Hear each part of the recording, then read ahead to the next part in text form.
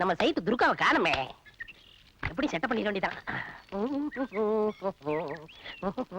Sir விளையாடுங்க. என்னது எண்ணெய்?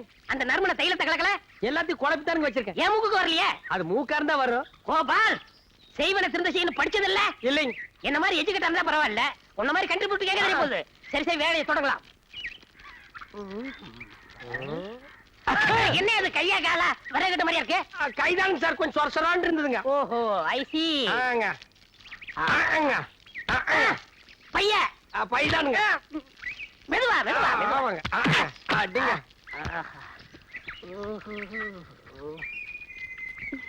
ஹாய் புஜ்ஜி. டார்லிங், என் அழகு எப்படி? உன்னழகை கண்ணியர்கள் சொன்னதினாலே, உள்ளமெல்லாம் வசமாயானதினாலே, கண்ணியந்தன் மீதில் ஆசை கொண்டதினாலே, காரியம் நிறைவேறும் எந்த எண்ணத்தை போலே. ஹாய் கோபால், மறைக்காதப்பா, தள்ளுப்பா. முன்னாடி தேய்ச்சாச்சு, போதும் போ. ஹாய். ஹாய் சில்பான். கோபால், லவ் பண்ணி இருக்கல, போப்பா. பண்ணுங்க சார். ஹாய்.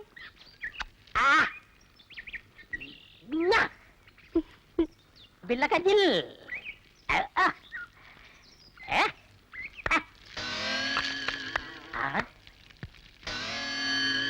ஏப்பா, காதுக்கு என்ன விட்டியா? விடுறேங்க சார். 2 நாள் சரியா கேட்கல. இனிமே எப்பவும் கேட்காதுங்க. நீங்க லவ் கண்டினியூ பண்ணுங்க. சீதா கேள். காதை கொஞ்சம் வசமா காட்டுங்க. I love you.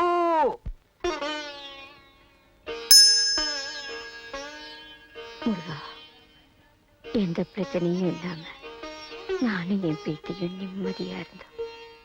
யாருக்கு அனுப்பட்டுச்சோ நடக்க கூடாதெல்லாம் நடந்துருச்சு. இனிமையாவது நாங்க நல்லபடியா இருக்கணும்.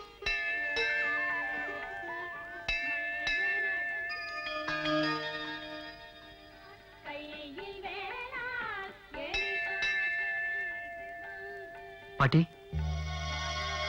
ஒரு கொலை குற்றவாளி கூட தான் பக்கம் இருக்கிற நியாயத்தை சொல்றதுக்கு ஒரு வாய்ப்பு கொடுப்பாங்க. ஒரு தூக்கு தண்டனை கைதியை கூட உன் கடைசி ஆசை என்னன்னு கேட்பாங்க. நான் என் ஆசையை சொல்ல வரல, என் ஆதங்கத்தை சொல்றேன். அது கூட கேட்க மாட்டீங்களா?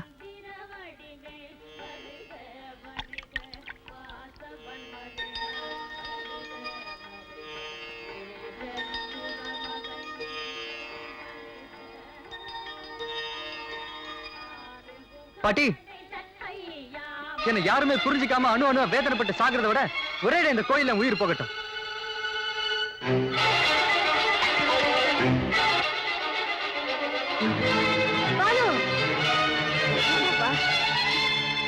கேளுப்பா.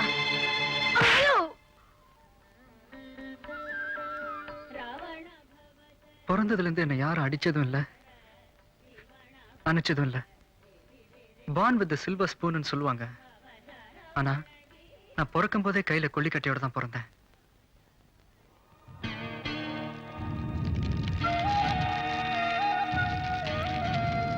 ஒவ்வொரு அம்மாவும் தான் குழந்தை தத்தி தத்தி நடந்து வர அழகை பார்த்து ரசிப்பாங்க. ஆனா நான் முத நடந்ததே எங்க அம்மாவுக்கு கொல்லி வைக்கத்தான்.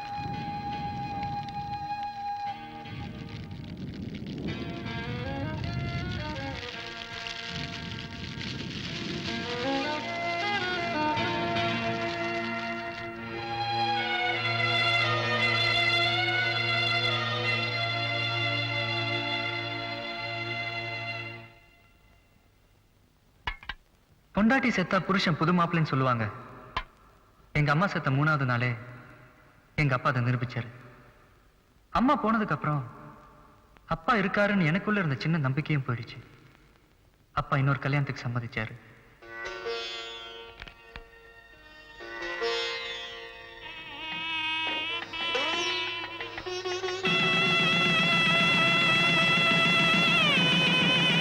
எங்க அப்பாவுக்கு 2வது கல்யாணம் நடந்தது. அந்த கல்யாண வீட்லயே நான் யாருக்குமே வேண்டாதவன் ஆயிட்டேன். நான் ஒரு அனாதைங்கிறதையும் எனக்குன்னு யாருமே இல்லைங்கிறதையும் நான் தெரிஞ்சுக்கிட்டேன்.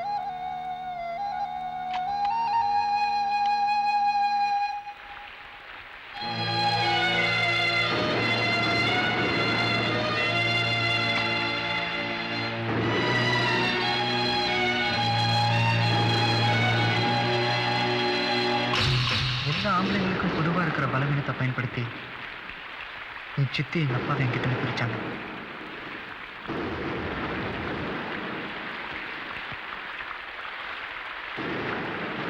யாரோடைய அன்பும் பாசமும் அரவணைப்பும் இல்லாம நான் வளர்ந்தேன்.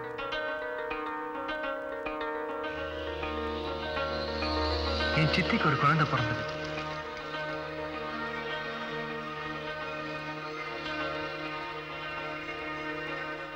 எல்லா அம்மாவும் நிலாவை காட்டித்தான் தான் குழந்தைக்கு சோறு ஊட்டுவாங்க. ஆனா என் சித்தி என்ன காட்டித்தான் அவங்க குழந்தைக்கு சோறு ஊட்டினாங்க. காஞ்ச வயிறோட கண்ணில் ஏக்கத்தோட கடைசி ஒரு வாய் சோறாவது கிடைக்காதான்னு காத்துக்கிட்டு இருப்பேன். ஆனா என் சித்தி அந்த கடைசி உருண்டையை கூட எங்க வீட்டு நாய்க்கு தான் போடுவாங்க.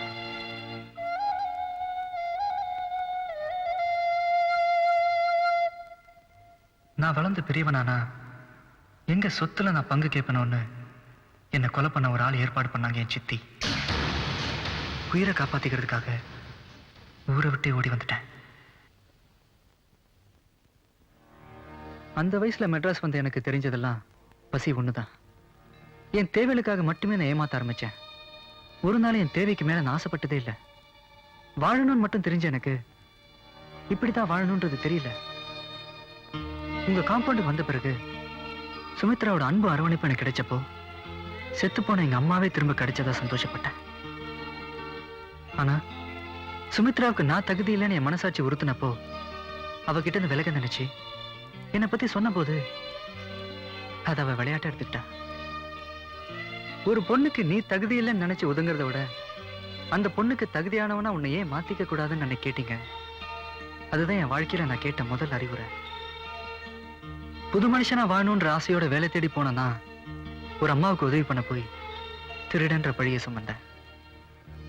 சந்தர்ப்பங்களும் சாட்சிகளும் சரியா அமைஞ்சா கண்ணகியை கூட வேசி நிரூபிச்சலாங்கிற போது ஏற்கனவே ஏமாத்துக்காரனா இருந்த என் பக்கம் எந்த சாட்சியும் இல்ல. ஒரு தப்ப செஞ்ச என் மேல உங்க வீட்டுக்கு புதுசா வந்த மகேஷ் பல தப்புகளை நான் பண்ணதை அவங்க எல்லாரையும் நம்ப வச்சுட்டான். இது வரைக்கும் நடந்த எல்லா உண்மைகளையும் உங்ககிட்ட நான் சொல்லிட்டேன். முடிவு உங்க கையில தான் இருக்கு. முடிவில்லப்பா, இனி ஆரம்பம்தான். தவம் இருந்த பலன் வரந்தா, சாபம் கிடையாது. பட்டு காலையே படும், கெட்ட குடியே கெடுங்கிற மாதிரி உனக்குள்ள இவ்வளவு சோகம் இருக்குன்னு தெரியாம நானும் உன்னை திட்டி காயப்படுத்திட்டேன். சுமித்ராவும் உன்னை தப்பா புரிஞ்சுக்கிட்டா. உங்க 2 பேரையும் சேர்த்து வைக்க வேண்டியது என் பொறுப்பு. இப்பவே இந்த சந்தோஷமான விஷயத்தை சுமித்ரா கிட்ட சொல்றேன்.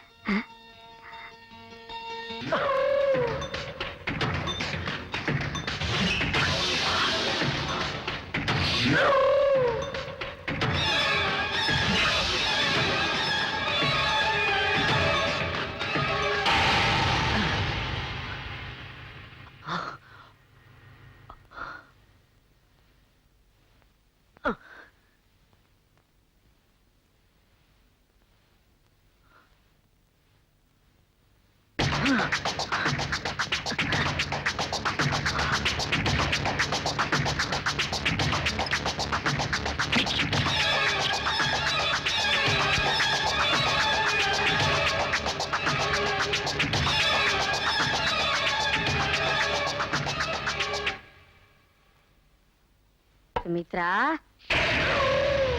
சுமித்ரா,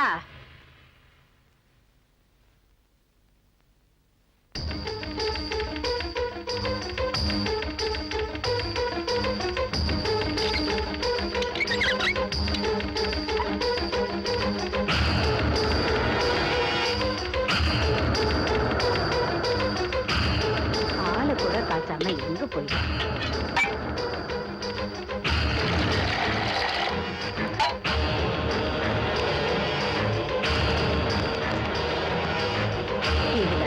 நேரங்காலம் தெரியாம.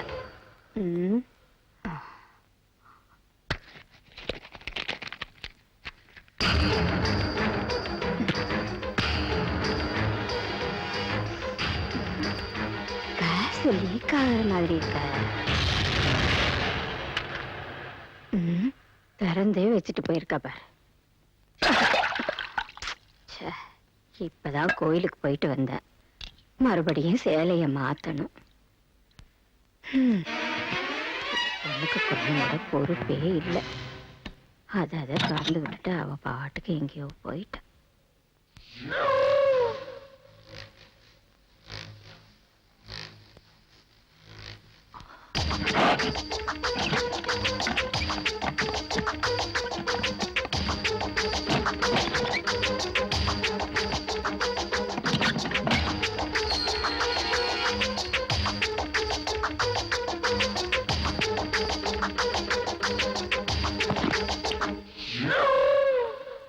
ஐயோ, பிரசாதத்தை இங்கேயே வச்சுட்டேன் பாரு.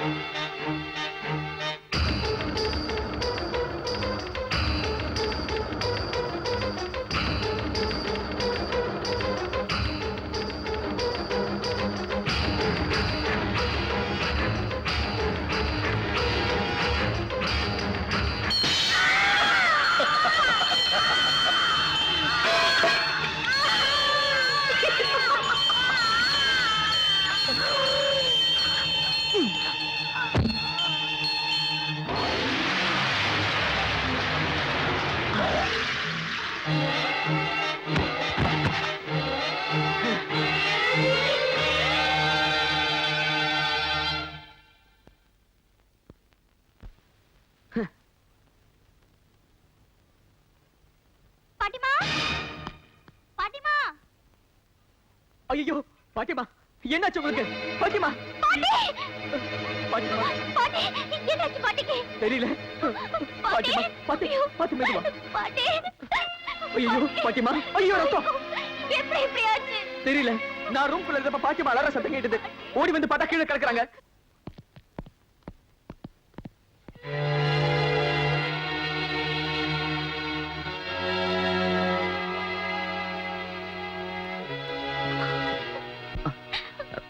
டாக்டர், பாட்டிமாக்கு எப்படி இருக்கு? பின்மண்டல பலமா அடிபட்டதுனால சுயநலம் இல்லாம இருக்காங்க. எக்ஸ்ரே ஸ்கேன் எல்லாம் எடுத்திருக்கோம். ரிசல்ட் வரட்டும் பார்க்கலாம். அவங்க இன்டென்சிவ் கேர்ல இருக்காங்க. யாரும் டிஸ்டர்ப் பண்ணாதீங்க.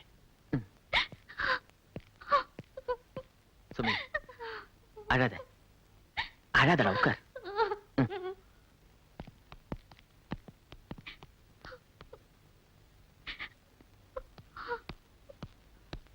சுமித்ரா, பாட்டிக்கு என்னாச்சு? அவங்க உயிரோட இருக்காங்களா இல்ல செத்து போயிட்டாங்களான்னு பாக்க வந்தியா? பாட்டியை பத்தி விசாரிக்க நீ யாரு? என்ன சுமித்ரா இப்படி கேட்டுட்ட? பாட்டி நல்லா ஆகணுங்கிறதுல நம்மளை விட சாருக்கு தானே அதிகம் ஆக்குற. பாட்டி நல்லா ஆயிட்டா சார் பழனிக்கு காவடி எடுப்பாரு, மருத மலைக்கு மொட்டை கூட போடுவாரு. நீங்க நானும் அதை செய்வோமா? ஹாஸ்பிடல்ல வந்து ரவுடித்தனம் பண்றேன். சொந்தோன்னு இருக்கிற ஒரே பாட்டி உயிருக்கு போராடிட்டு இருக்காங்க. நீ யாரு, நான் யாரு? எனக்கு உனக்கு என்ன சம்பந்தம் இருக்கு? ஏன் இப்படி மறுபடியும் என்ன தேடி வந்து தொல்லை பண்ற? நான் உயிரோட இருக்கிறது உனக்கு பிடிக்கல. இப்ப என்ன ஆஸ்பத்திரியில என்ன நடக்குதுன்னு உனக்கு தெரியணும், அவ்வளவுதானே? இங்க பாரு, 24 மணி நேரம் ஆஸ்பத்திரியிலே இருந்து அங்க என்ன நடக்குதுன்னு தகவல் உனக்கு அனுப்புறேன், போதுமா? நான் ஏன் பிறந்தேன், நாட்டுக்கு நலமன புரிந்தேன். நான் ஏன் பிறந்தேன்.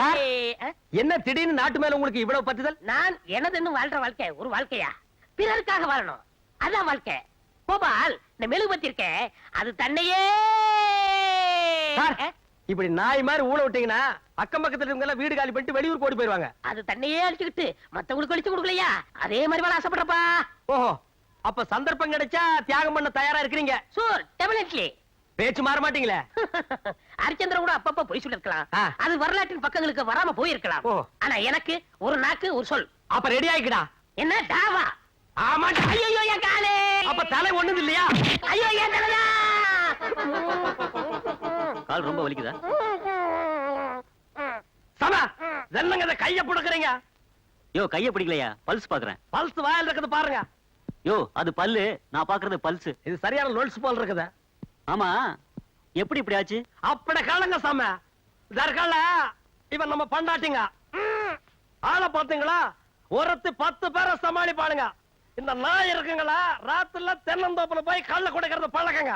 நேத்து ராத்திரி ஜாஸ்தியா குடிச்சுப்பட்டு வீட்டுல வந்து சத்தம் கொடுத்தாளுங்க. எனக்கு தாங்க முடியலைங்க. பிடிச்ச தூணல கட்டப்பட்டங்க.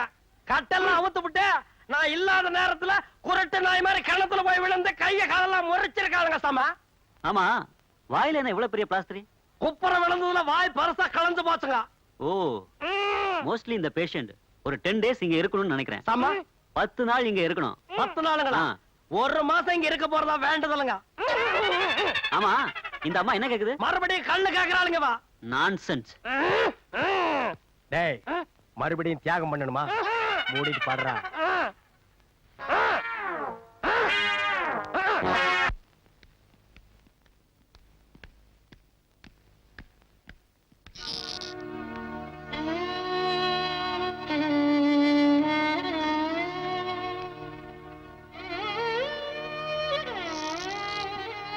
மேடம், உங்களையும் மிஸ்டர் மகேஷின் டாக்டர் கூப்பிட்டார்.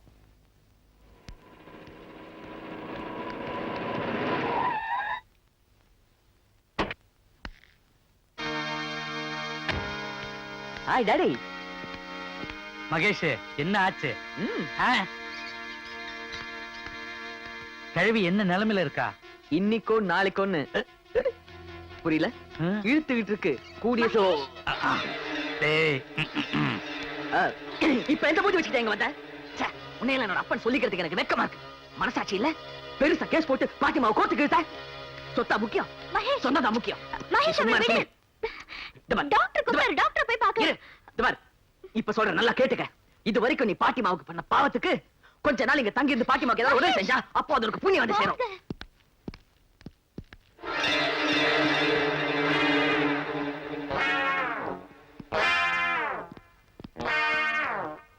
பெருசு பறக்கும் போதே காலி இப்படி இருந்துச்சா? இல்ல, பறக்கறதுக்கு முன்னாலே அப்படித்தான் இருந்தது. படா கேப் மார்த்தனம் பண்றதுன்னா எவ்வளவு மெயின்டெனன்ஸ் பண்ண வேண்டியது இருக்கு.